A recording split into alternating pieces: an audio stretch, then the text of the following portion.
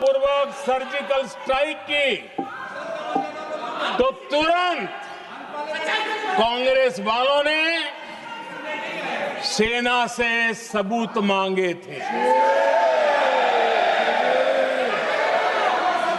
लेकिन जब उन्होंने देश का मूड देखा, देश का मिजाज देखा, तो सुर उनके बदलने लगे और बदल करके क्या कहने लगे। कांग्रेस के लोगों ने कहा ये सर्जिकल स्ट्राइक क्या बड़ी बात है, ये तो हमने भी की थी। एक ने कहा 3 सर्जिकल स्ट्राइक की थी, दूसरे ने कहा 6 सर्जिकल स्ट्राइक की थी, तीसरे ने कहा 15 सर्जिकल स्ट्राइक की थी। जितना बड़ा नेता उतना बड़ा आंकड़ा चल रहा था।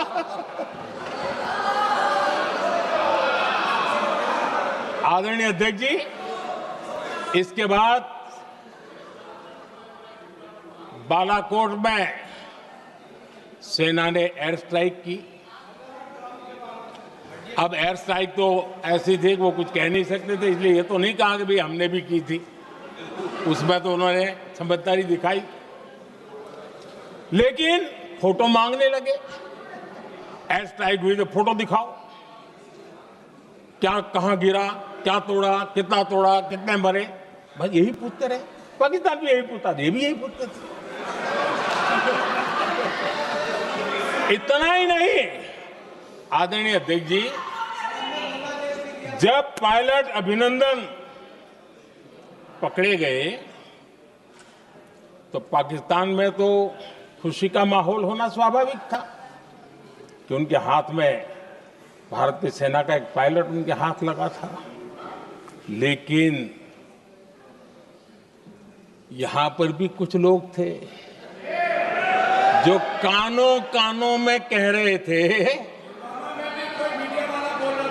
अब मोदी फंसा, अब अभिनंदन वहां आए, मोदी ला करके दिखा दे। अब देखते हैं मोदी क्या करता है। आज डंके की चोट पर अभिनंदन वापिस आए।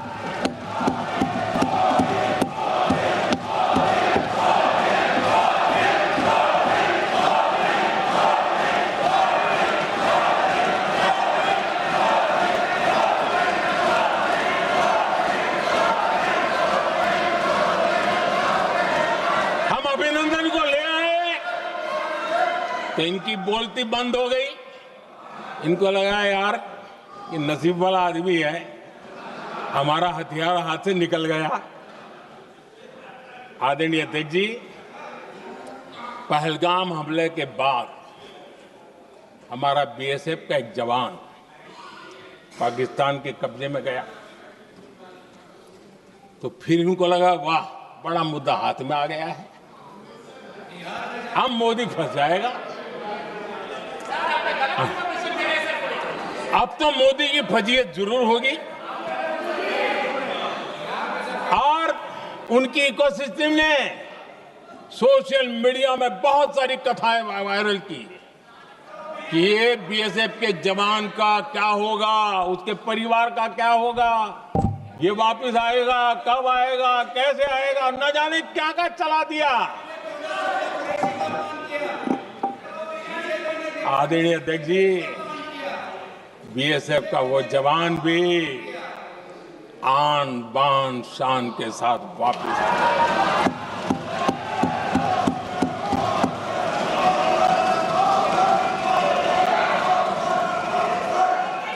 आतंकवादी रो रहे हैं, आतंकवादियों के आका रो रहे हैं और उनको रोते देखकर यहां भी कुछ लोग रो रहे हैं।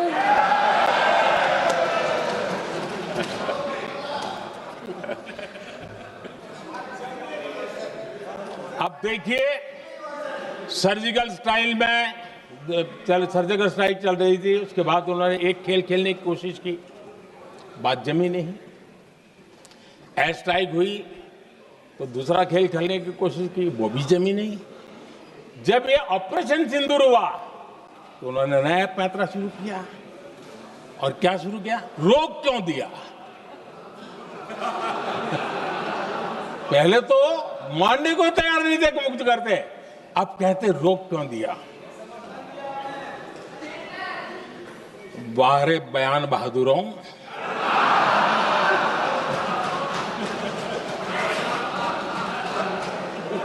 आपको विरोध का कोई न कोई बहाना चाहिए।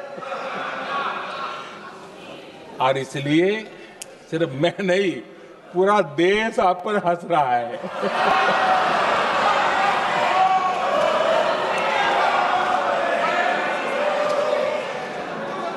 आदरणीय अध्यक्ष जी, सेना का विरोध, सेना के प्रति एक पता नहीं नेगेटिविटी, ये कांग्रेस का पुराना रवैया रहा है। देश ने अभी अभी करगिल विजय दिवस मनाया, लेकिन देश पूरी तरह जानता है कि उनके कार्यकाल में और आज तक करगिल के विजय को कांग्रेस ने अपनाया नहीं। न करगिल विजय दिवस मनाया है, न करगिल विजय का गौरव किया। इतिहास साक्षी है अध्यक्ष जी। जब डोकलाम में सैन्य हमारा शौर्य दिखा रहा था, तब कांग्रेस के नेता चुपके चुपके किससे ब्रीफिंग लेते थे वो सारी दुनिया अब जान गई।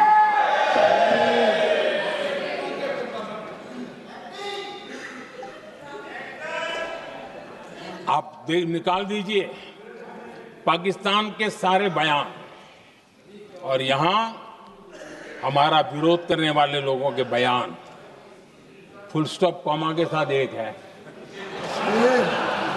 क्या कहेंगे इसको? और बुरा लगता है सच बोलते हैं तो। पाकिस्तान के साथ सुर में सुर मिला दिया जाता है।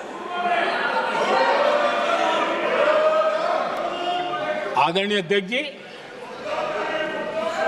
देश हैरान है, कांग्रेस ने पाकिस्तान को क्लीन चिट दे दी है।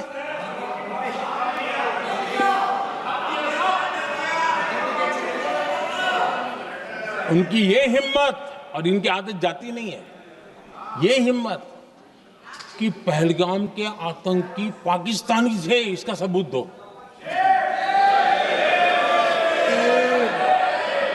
क्या कह रहे हो तुम लोग?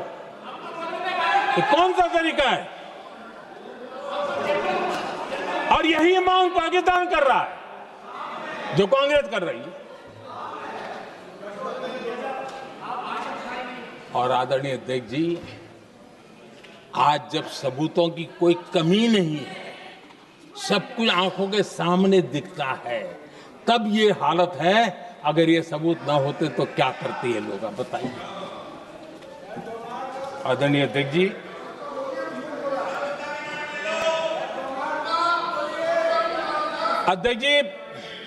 ऑपरेशन सिंदूर के एक पार्ट की तरफ तो चर्चा भी बहुत होती है, ध्यान भी जाता है, लेकिन देश के लिए कुछ गौरव की क्षणें होती हैं, ताकत के परिचय होता है, उसकी तरफ भी ध्यान जाना बहुत आकर्षित है।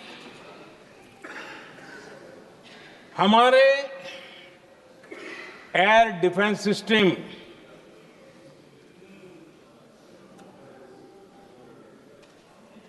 दुनिया में इसकी चर्चा है। हमारे एयर डिफेंस सिस्टम ने पाकिस्तान की मिसाइल और ड्रोन्स उसको तिनके की तरफ बिखेर दिया था।